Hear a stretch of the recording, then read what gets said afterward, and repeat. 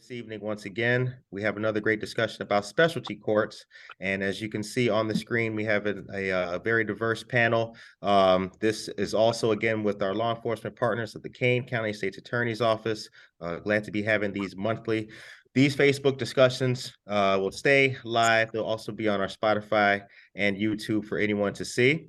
I'm going to go ahead and detail who the panelists are this evening for this great discussion. And then after that, I will pass it off to State's Attorney Mosser so that she can begin to tell us about the overall impact that these courts are having in Kane County.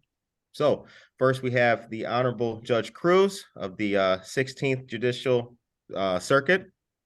Good to see you, sir. Cassandra Hartzog, the Director of Gateway Foundation, lead counselor as well. We have Mr. Michael Griffin, who is a graduate of the specialty court program. Good to see you, Mike. And I'd like to also say that Michael is the founder of MT Sober Transportation as well. We have Assistant State's Attorney Lachanski. Good to see you. Good evening. And we have Assistant Public Defender Juanita Archuleta. Hello there. Good to see you as well. And then last but certainly not least, we have Kane County State's Attorney Jamie Mosser. So good evening to everyone. Thank you, and good evening to you as well.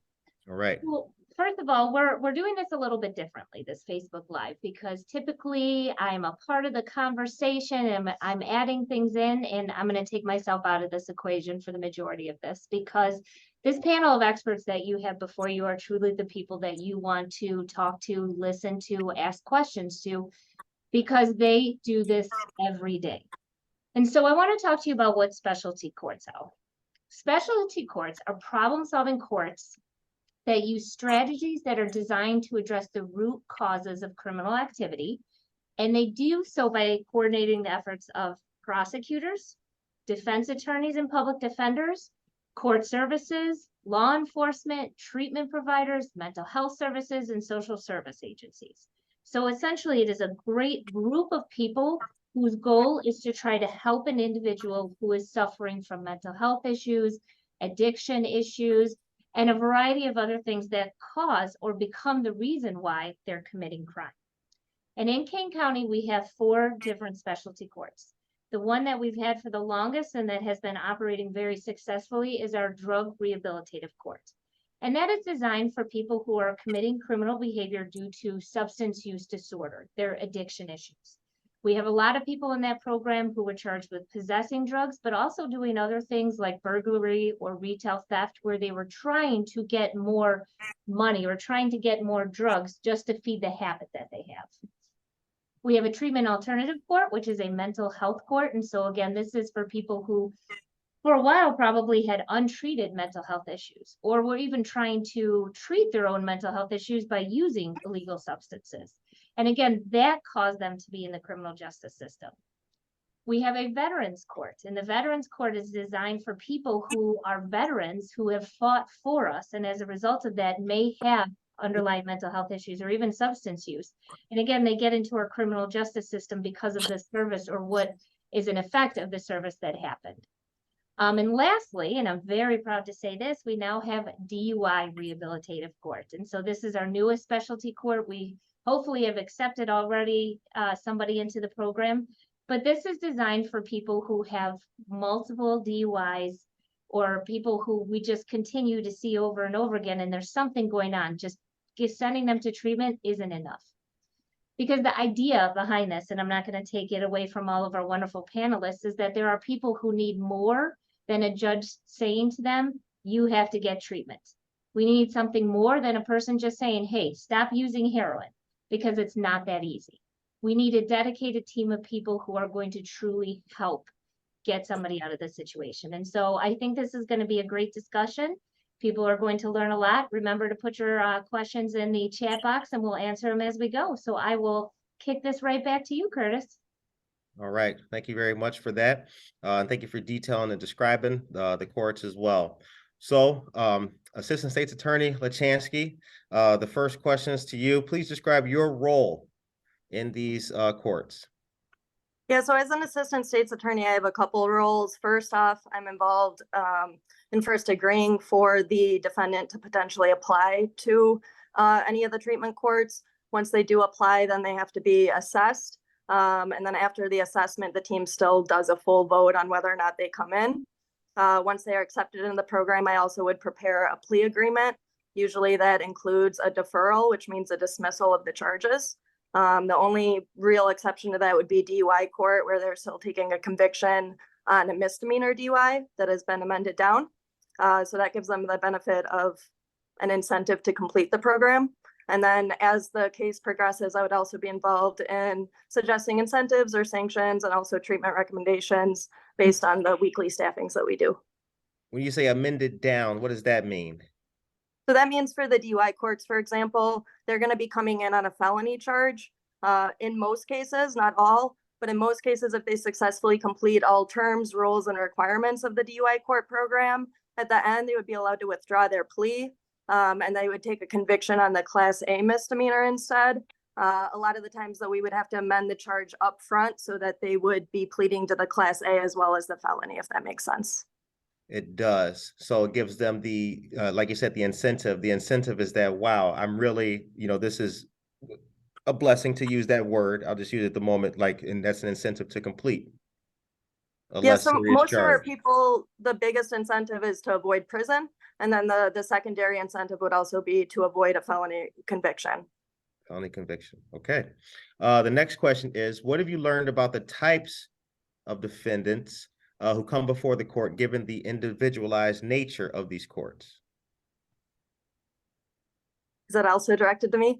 Yes, sorry. Okay, I apologize. What I really enjoy about the treatment courts is it is really comprehensive. So not only are we addressing the treatment needs, which obviously we're a treatment court, we're going to do that, but then we also address the other needs. So we address the homelessness, we address transportation issues so they can get to and from court, which obviously is a barrier for some people. We connect them with a job specialist so they can address unemployment issues. A lot of individuals that come into our program have chronic unemployment.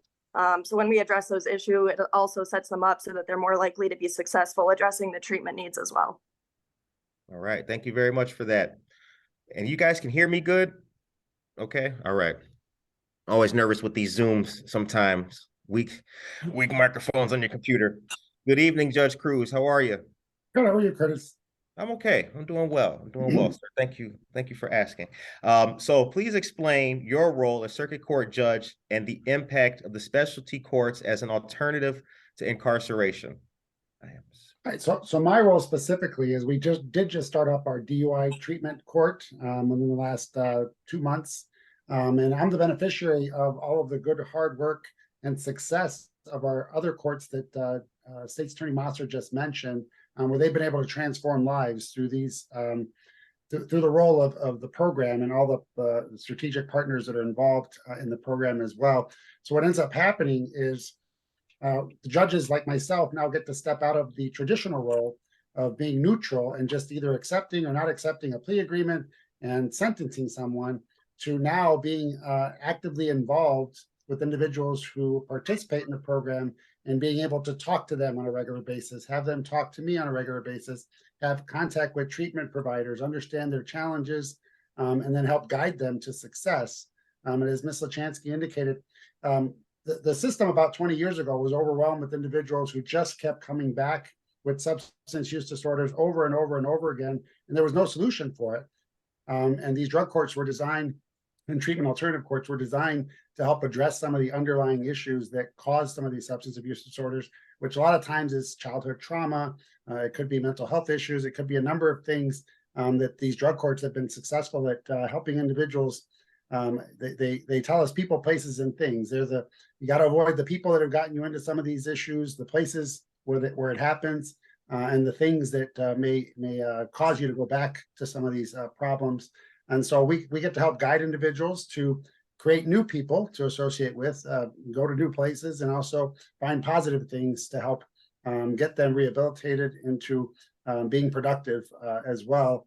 And what we find is that individuals who are in substance abuse disorders and struggling with them, they become alienated from their families. They become alienated from all the positive things in their lives. And successful completion of this program gets them reconnected with their children, with their parents, with others, and makes them productive citizens. It also helps the community at large because we're investing time and money in individuals to get better rather than sending them off to the penitentiary, where it could be anywhere from $25,000 to $40,000 a year just to house somebody there.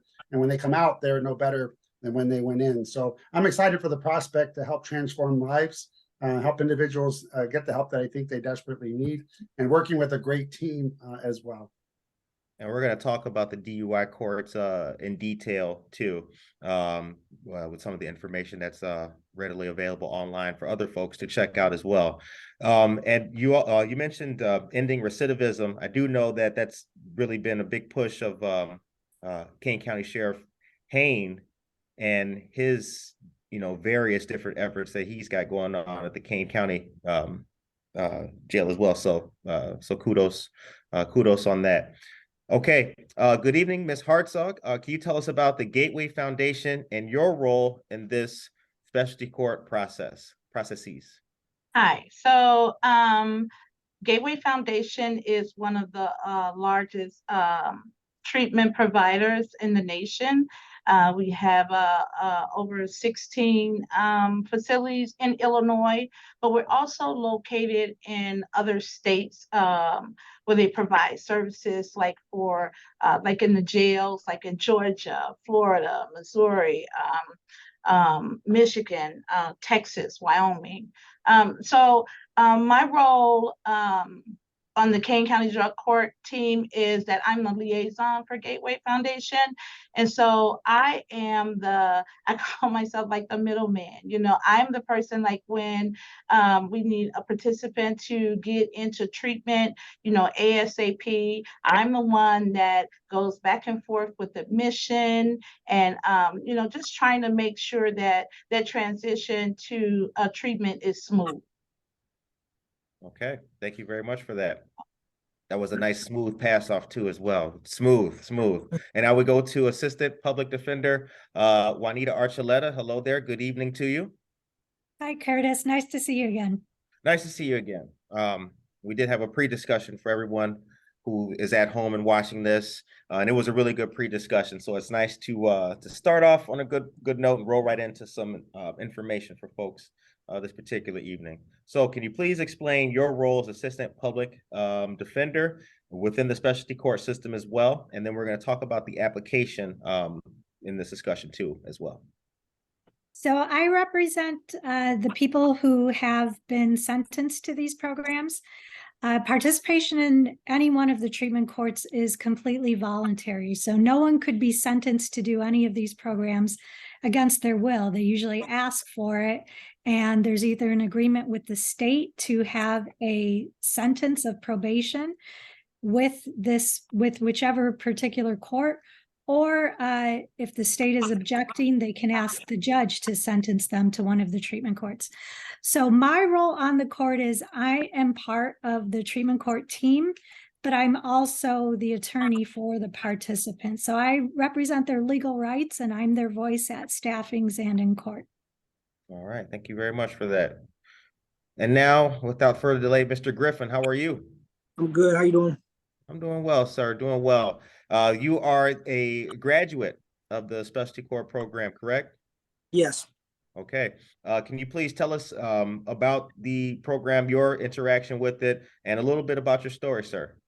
Sure. What do you want to start with? My story or the court first? Let's take it from the beginning. Okay. Let's talk about the your story and then the impact that the court has had for you. Okay. Well, I just turned 43 yesterday. All right. So, happy birthday. Happy birthday. Thank you very much. Thank you very much. I have been in and out of the court system probably since about the age of 9, 10 years old. I've been on some form of probation or parole with either juvenile, state, or federal prison, federal probation since the age of 13, 15. Did my first juvenile bid in 94 to the end of 95, so on and so on. I've spent over half my life in and out of juvenile, state, and federal prisons. it wasn't until 2019 that I was given really my first break. You know, I mean, I had a public defender that fought for me, got me into the program, drug court, and I took his advice, and he told me to sit back and let him do him, that I wasn't going back to prison this time. I've been sentenced to prison 8 times, eight state prison sentences, 1 federal prison sentence. And I got my first break in 2019 in a drug court, the DRC Drug Rehabilitative Court, in 2020. And I was sentenced to 20 months probation, drug court probation. I finished that October 21st of 2021. Drug court, the probation for me was a blessing. It wasn't easy. It was definitely harder than going to prison and just doing my time and coming back home, as I previously did in the past. And in my eyes, and as well as my family's eyes, it obviously worked, because I've been out of prison now for 6 years. And it wouldn't be 6 years if it wasn't for drug court, because I'd ended up back in prison over 3 years ago, and I'd probably just be coming home. And right, well. That's great, man, and congratulations. Thank you. And happy birthday once again. Thank you, man. Tell us about MT Sober Transportation. Well, while I was in the county this last time before I got drug court, they have the little classes you can take. Because, you know, you got your GED classes and stuff like that. They had a business writing program, and I used to drive a taxi cab before I got locked up last time out of Elgin. So I took the knowledge that I had of driving the taxi, the little information I picked up, and really, I just threw some stuff together. You know, the officer that was in charge of the program had a business degree. He critiqued it, told me what to redo. So I went back and redid everything. And a couple of days later, unbeknownst to me, that CO, that correctional officer, took it to the sheriff, around Hayne. Hayne came down to the kitchen where I was working at while I was in the county, and he told me he liked the idea. The fact that there's somebody, you know, who has a history like I do with the streets, with the court systems, you know, being an addict and all that myself, that people that need to be transported to and from a halfway house or rehab would feel more comfortable with me versus, you know, a sheriff or even a counselor, you know, or a social worker from the county. So he said, when I got out, he's like, do what you got to do with your probation, take care of you first. And when you're done, come back and talk to me. Well, he has a big hand with Lighthouse, which I still do Lighthouse. I got to give a shout out to them as well, because they've helped me out so much, you know, with me staying out of jail. Right. Where drug court focused on, you know, the addiction part, Lighthouse focuses on the lifestyle, what leads to the, what's making you out and use, and trying to cover up what needs to be, you know, covered up just, you know, the wrong way. Well, thank you very much for that, and thank you for sharing that as well. And it's good that with all the professionals and everybody that we have on this panel, it's really good to see and also speak to you know, a graduate and a person who's been a benefit of everything we're talking about. So kudos to you. I do want to read a little bit and a description for the audience and for the listeners about each of the courts. So I'm going to detail some of that for just a moment for all of our great listeners out there. So we have the adult drug court. The Kane County Drug Rehabilitation Court, provides an alternative to incarceration for defendants whose criminal behavior is linked to the abuse of drugs. As we've mentioned, there's eligibility requirements as well. And this specialized court brings together substance abuse professionals and local social service programs who work with justice professionals in a non-adversarial collaborative approach. Approximately 750 participants have successfully graduated from the program since the inception of the program in 2000. Quite remarkable, quite remarkable. And I'm going to detail some of the eligibility requirements as well of that. So only Kane County residents are allowed to take part in this. And there are many different crimes that can see a person not participate in this. So I do feel like there's an internal checks and balance system that really makes it extra effective as well. Secondly, of our courts, we have the DUI Court. So the Kane County DUI Court began operations in June of 2023. It's the mission of the Kane County DUI Court to reduce substance use disorder, reduce repeat DUI offenses, and to reduce crimes committed as a result of a substance abuse disorder. And then there is the referral process that was mentioned too, and application as well. Now this eligibility, I want to detail with a little bit more. So the willingness to participate is in there, the verification of mental illness and or substance use disorder, and a Kane County resident as well, and nonviolent offenders. This court, the Kane County DUI Court is a post-adjudicatory program for defendants who've admitted guilt and upon successful completion may have their felony DUI dropped to a misdemeanor and reunite families within our community. And that's what Assistant State's Attorney Lachanski mentioned in good detail. The next court is the TAC Court, Treatment Alternative Court, began operations in February of 2006, accepting the first participant into the program in April of 2006.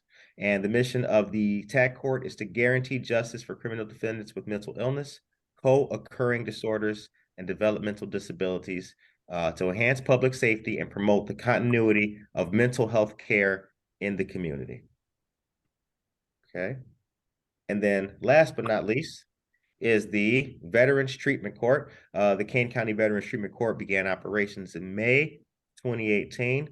The mission of the Kane County Veterans Court is to break the connection between military service members and their mental illness, alcohol and drug use, and criminal activity, intended to be a systematic approach that brings together VA-based services and community agencies to address veterans involved in the justice systems.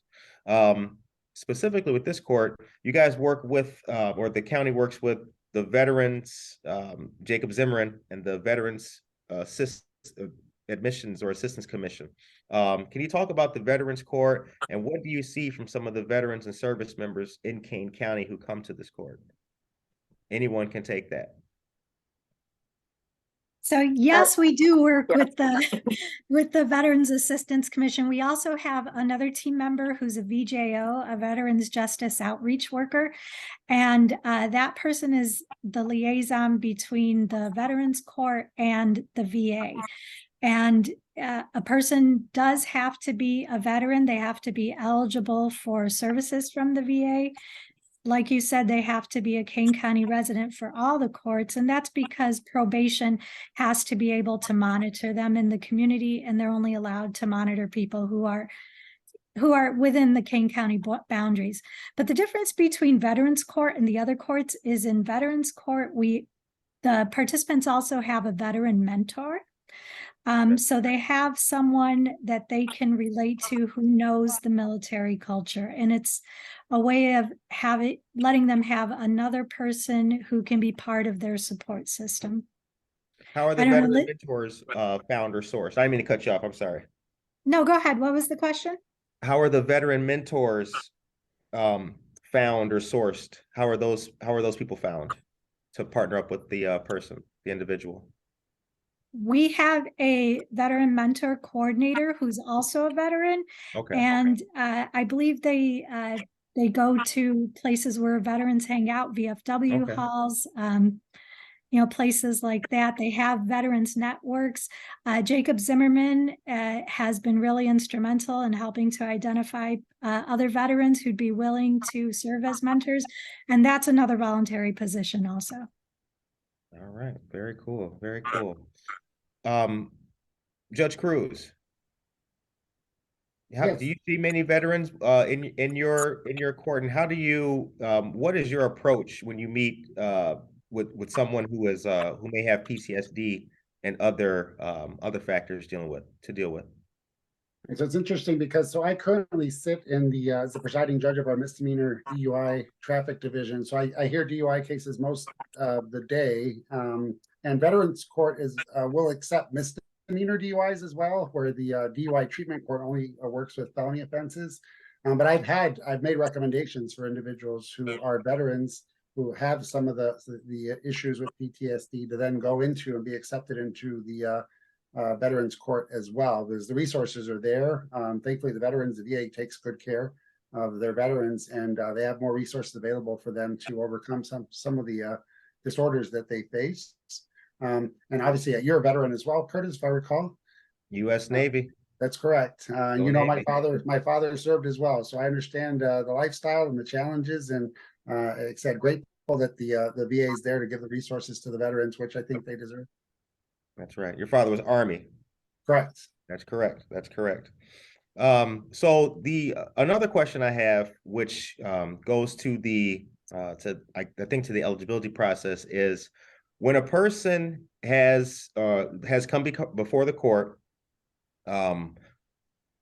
and they're going through the eligibility process. Once they start the program, what is the consequence of not fully completing it? I think Assistant State's Attorney Lachanski, if you could detail that, because public safety is key. I know the Kane County State's Attorney and Sheriff's Office and all the participants, really have public safety first in their mind. So I want to detail to folks that, what could happen if someone does not successfully complete this program.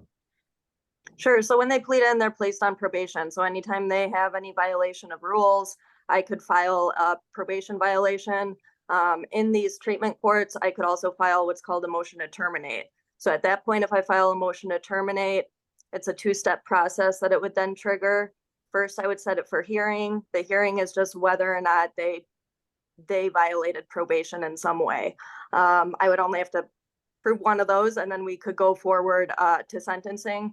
At sentencing, a lot of the times they ask for further time in treatment court, so they could ask to be resentenced to treatment court. A lot of the time, if Miss Archuleta, for example, is representing someone, she may argue there were certain services not yet provided or certain needs still needing to be addressed. I would argue at that point likely that we've already provided all those services, or that there's a public safety need, or issues with integrity to the program if the person stays in. So I would be clear that generally we're getting away from termination just for use. So a lot of the time, if someone's still using while in the program, that means that there's further needs that we need to address. So maybe further treatment recommendations, and we would address that through sanctions, but maybe not termination. Termination, I would say, is generally saved for the bigger infractions that trigger the public safety issues that you're talking about. Okay. And that's where my mind was going to, which you did answer. It's like, if a person is still like going through the journey, the potential for relapse is most likely there. So it would seem that, there would be some kind of sanction, as you mentioned, as opposed to like a full termination. Correct. So most of the time, if someone's having some sort of violation, it's going to result in a sanction hearing. And that may be something where as a team, we have a recommendation for someone. Could be community service hours. It could be, 14 meetings in 14 days, 30 meetings in 30 days, progressing from there. It could be daily drug testing, again, 14 days, 30 days, progressing from there. It could be drug court house arrest, which means that all your movement needs to be pre-approved by probation. So really termination is kind of the last resort. It's, we've given you all the services. You haven't met what you need to. You're not meeting the program goals, or you have that public safety need. But most of the time, we're just going to have that sanction hearing, and we're going to adjust to address the problem that we're seeing or the bad behavior that we're seeing. Okay, thank you very much for that. So with the exception of Michael in this next part of the exercise, well, Michael, you're still with us, and we're going to be coming rounding back to you momentarily. If you guys, Michael is the success story, or one of many graduates of the program. So the program, as you guys mentioned, it does work. We see the results, and the results are positive, but the work still goes on. So if each of you, and we'll start with you, Cassandra, if each of you could detail to us and the listeners, where do you see the program in the next 3 to 5 years? I don't speak much legalese, so I'm on the outside looking in when it comes to many of the law enforcement aspects. So if I do phrase something wrong, I apologize up front, but I really want people to know and see how this will continue to grow, because the dates that we mentioned, great things are going on since the inception of these courts. So Cassandra, we'll start with you, and with Gateway and the participation factor. I believe that, especially with drug court being the first treatment court, and now you have DUI court, veterans court, TAC court. So it's just adding on because the need, has become even bigger. And I believe that with drug court, it will just continue to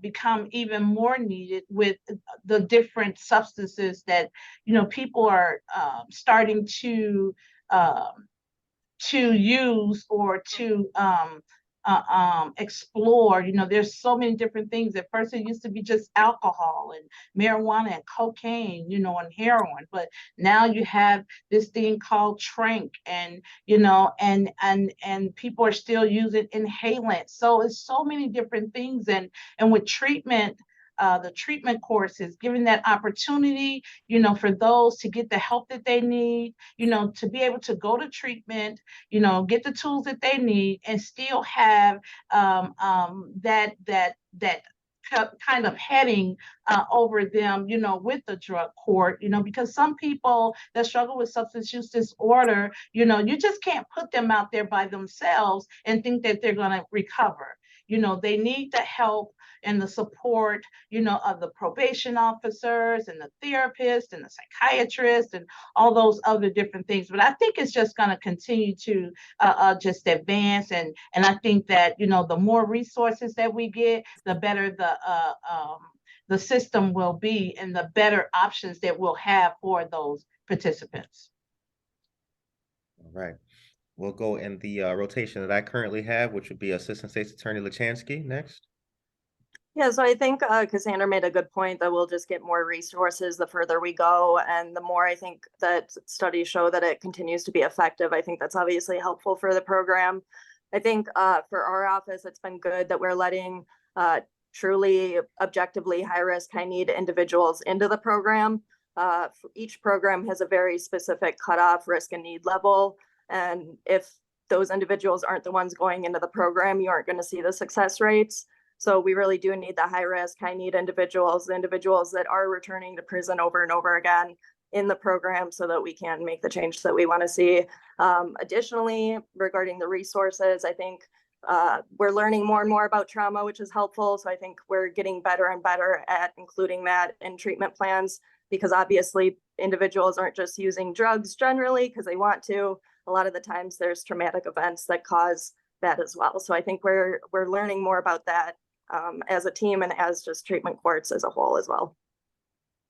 Right. Assistant Public Defender Archuleta. So first I want to say I'm so proud of Kane County, because Kane County is the only county in Illinois that has all 4 of these treatment courts. A lot of counties have 1 or 2 or even 3, but Kane County, we're the only one that has all 4 of these treatment courts. So I think that's something we should really be proud of. As for where I see treatment courts going in the next 5 years, for us specifically, I think we have a really good track record of continuing our education with treatment courts and how best to serve the populations that we do. So I foresee that happening. I think we are really lucky to have Jamie Mosser as our state's attorney, who has been following the success of treatment courts and has made a commitment to identifying people charged with crimes who would be a good fit for these programs. And like you said, Sheriff Hayne as well. These courts do not exist in a vacuum. We have a lot of treatment providers, a lot of community partners who help make this possible. So I foresee continued good collaboration with all our partners so that we can do the best job we can. All right. And Judge Cruz. Yeah, collaboration is the key here. I mean, the ability to do this comes from the legislature. The power to do this is statutory. Our Administrative Office of Illinois Courts screen all of us who are in the participants in the program to make sure that we're prepared. They give us the opportunity for training. So we all just went to Houston a couple of months ago to get national training. We'll be going to another statewide training in October, so that we can continue to learn new things and get better at the processes as well. But it is a collaboration here in Kane County. Kane County is special, as Ms. Archuleta said. The judges, the state's attorney's office, public defender's office, our adult court services, treatment providers, everyone who's on board, because we're invested in the success of our residents and trying to get them out of the cycle that they desperately, I think, want to get out of. But I think success is what's going to keep us growing. Individuals like Mr. Griffin, who have been through it, because I tell you, we just to brag a little bit, I think for our team, we just did accept our first participant today, who's been accepted and put into the program. We've got a bunch more in the pipeline, but within a couple of months, the need is there.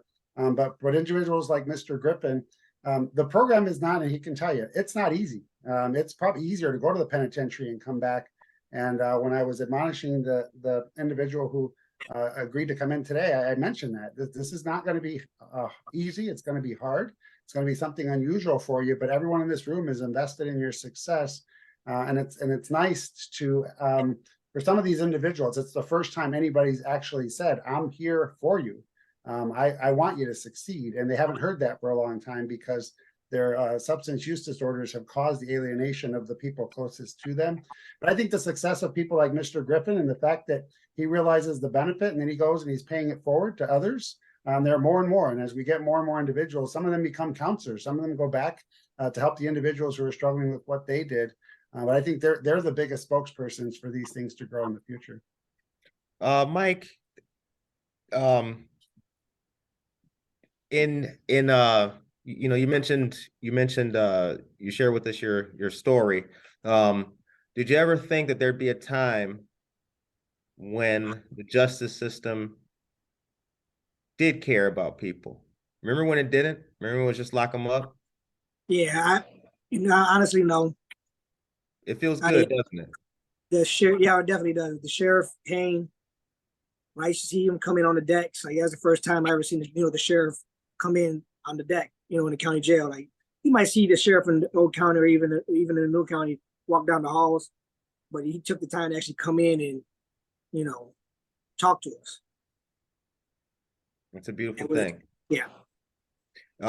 So the other question that I kind of wanted to follow up on too, though, and I want to package this the correct way because I want to make sure I didn't miss it. So if a person has, like for DUI court, if a person has just been arrested, the potential does exist for them to enter the program. But if a person is already incarcerated and they're going through the system, they would have to request that. Is that and that's a different process, correct? And is the likelihood not as strong that they could be a participant?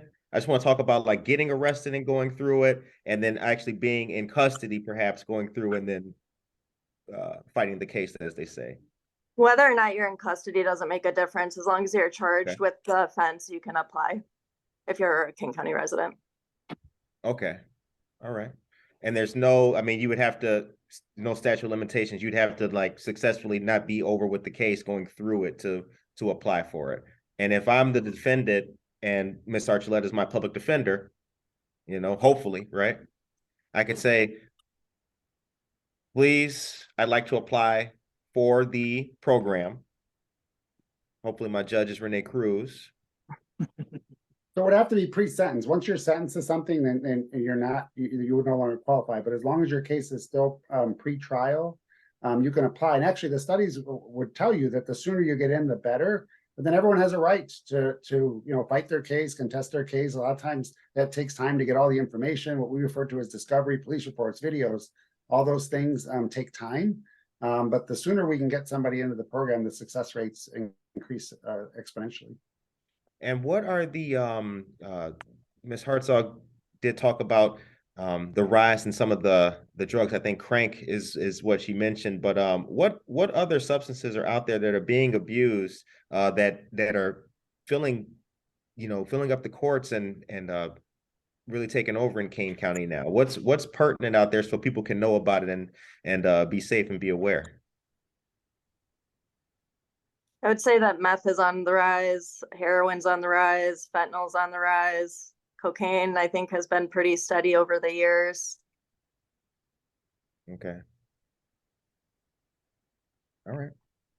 So I want to read just a little bit more information about these courts. So what else is key about the eligibility criteria is that nonviolent offenders are not able to participate in these courts at all.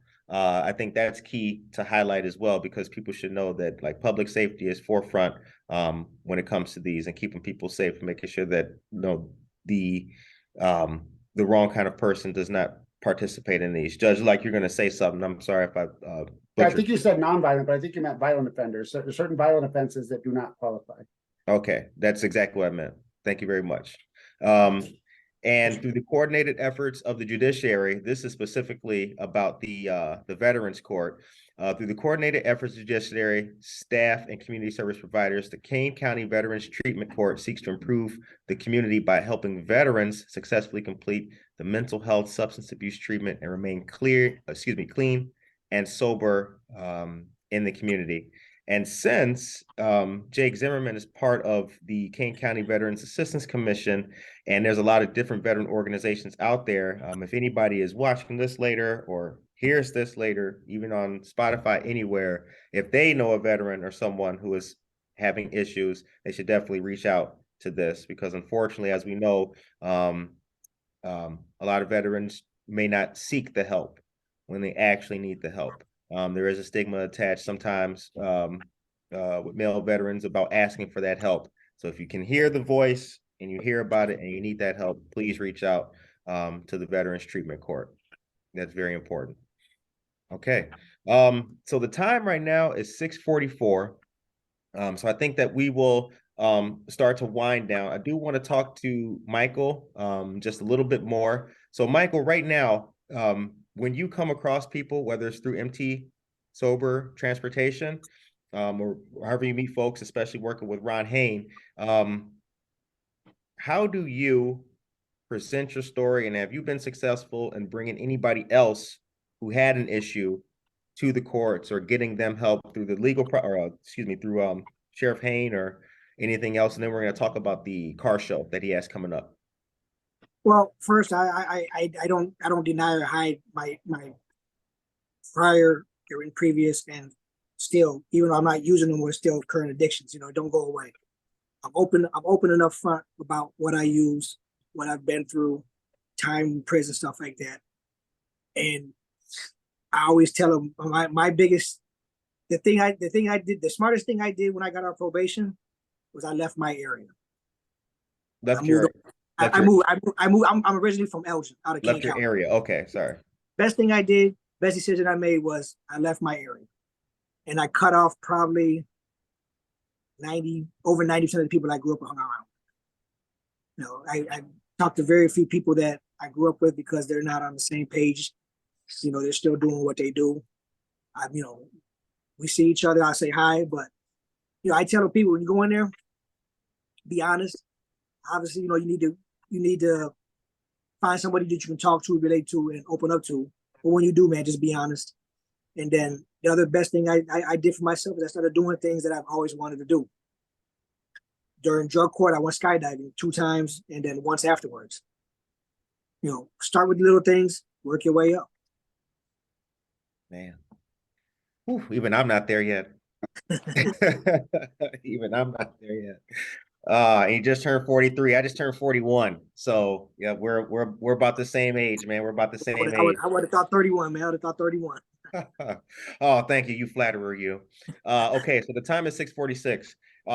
Judge Cruz, in your now we did talk in the pre-discussion that we had about the method of applying justice within law enforcement. And I think that you mentioned kind of earlier in the discussion that it's been the last 15 to 10 years that the tide has shifted into actually taking into account the what is bringing the people to court. All of the that was around the time frame.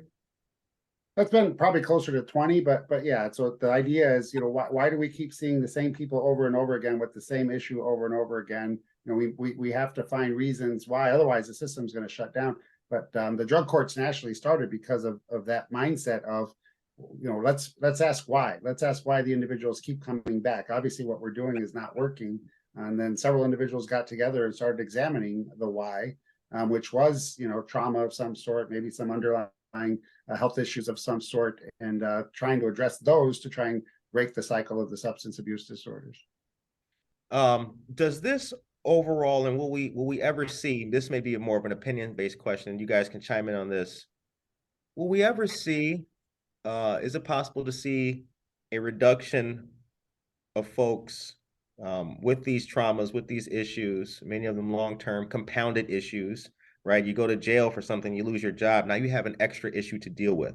Will we ever see a time where, with the exception of really bad crimes, will we ever see a time where prison or being incarcerated may not be an outcome for these type of offenses? So, well, it's a good question, a tough question. So for nonviolent offenses, sure, that we should always be looking for this as an option for nonviolent offenses. The more and more we invest in people, and we get to examine why they're in front of us as judges versus what actually occurred, I think we start making the right decisions. And you've heard it said that the biggest providers of mental health treatment is our jails, right? And so Sheriff Payne was, I think, way ahead of the curve when he brought Lighthouse into the jail to basically say, everyone who comes in here is going to get assessed. Now we're going to see if there's something you need that I can give you right away to start making you feel better while you're addressing why you're here. And so the more and more, and he's seen kind of as an innovator across the nation for that. I think the more and more you see individuals that take that approach, and then giving them the tools to learn a trade and trying to find them employment before they leave the jail for their sentence. Those are the kinds of tools that if they get contagious, which ideally they should because they work, we'll start seeing the jails being less and less of an option, or prison being less and less of an option. All right. So the time right now is 6:50 p.m. We are going to, State's Attorney Mosser is going to lead us out of this evening's discussion. But before she does that, I just want to reiterate the panelists one more time and then mention the courts as well. So I want to say thank you again to Judge Cruz of the 16th Judicial Circuit. Thank you very much. Michael Griffin, program graduate, Specialty Court program graduate, and the founder of MT Sober Transportation. Cassandra Hartzog, lead counselor at Gateway Foundation. Assistant State's Attorney Lachanski, and Assistant Public Defender Archuleta. It was really great. Thank you for taking the time tonight to have this great discussion. And now I think I will pass it over to State's Attorney Mosser. Thank you so much. This was an amazing discussion. So I'm really glad that I got to sit back for once and listen to everything and not have to worry about what to present. And so what I wanted to do was to talk to everyone about our graduations, because I think they're one of the greatest things for all of us, but also for the participants. And as the elected state's attorney, I get to go to every single one of them. And they're always inspiring because I get to hear the stories of what brought them in, how much work they did, and how grateful they were to have been arrested, because how many people do say that? I mean, Michael, I think you're so grateful that you got put into the program because it brought you to where you are. And nobody is really happy about being arrested, going to jail, meeting the sheriff. And so when I'm there, I always tell every single person that you should never be defined by your past. It was a lesson, not a life sentence. And I think when you think about it in the criminal justice system, that's what we've done in the past, is we use arrest and jail and prison as what we thought was a solution to a problem. And we found out it's not. And you've heard me say on these events over and over again that there's a reason that we have jail and prison, and that's because there are people who are dangerous, both sometimes to themselves and to the community, and we may need to put them behind bars for that purpose. But for everybody else, people who are suffering, people who cannot get a hold of what is going on, that is no place for them to go. I'm extremely lucky to be a part of the Kane County court system because I do think that collectively we actually are doing it right. We have 4 specialty courts. We have a pre-arrest diversion, which is just designed to keep people out of the criminal justice system. We have deferred prosecution programs, and every single one of these allows people to be held accountable, to take their own accountability, but also to get services from people who genuinely care about them. So I would like to thank all of our panelists. This was really good, and I may switch to this where everybody else talks and I just sit back and enjoy it, because this was a fantastic presentation. And I'd like to thank everyone who will eventually watch this. We had a technical difficulty, so we're not on Facebook Live right now, but for anybody who will watch, if you do have questions, please post them with the video and we will make sure to get each and every one answered. So again, for myself, Kane County State's Attorney Jamie Mosser, I will continue to bring this great criminal justice reform with my great partners in the criminal justice system, because we want to do this always guided by public safety. So thank you. All right, and ladies and gentlemen, this this video will remain here on Facebook, on YouTube, and on Spotify for you to see, refer back to, and also there will be the links in the description to the specialty courts and to the Facebook, excuse me, to the website of the Kane County State's Attorney's Office. Thank you very much to everyone. Be blessed and have a great evening, and we will see you back next month for another great discussion. Thank you to all the panelists. Good night. Thank you.